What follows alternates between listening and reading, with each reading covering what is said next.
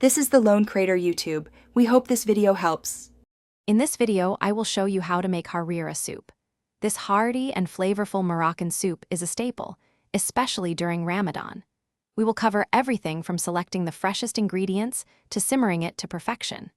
You'll learn the traditional steps to create a truly authentic harira, ensuring a delicious and satisfying meal for your family and friends. Get ready to transform simple ingredients into a culinary masterpiece. Let's start with the foundation of our harira, the ingredients. For a rich base, you'll need 1 cup of brown or green lentils, thoroughly rinsed. Don't forget 1 cup of chickpeas, which you can soak overnight or use pre-cooked for convenience.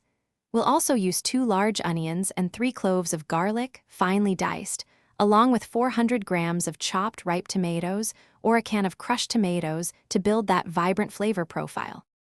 Now let's get cooking. Begin by sautéing your diced onions and garlic in a generous splash of olive oil until they become fragrant and translucent. Next, incorporate the chopped tomatoes, lentils, chickpeas, and about 1 liter of water. This is also the perfect time to introduce our aromatic spices, 1 teaspoon each of turmeric, ground ginger, and cinnamon.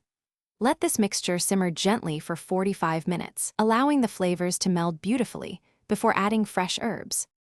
For that signature harira consistency, we'll create a tadwira. This is a simple mixture of 2 tablespoons of flour and about 100 milliliters of water, whisked until smooth. Slowly pour this into your simmering soup, stirring continuously to prevent lumps.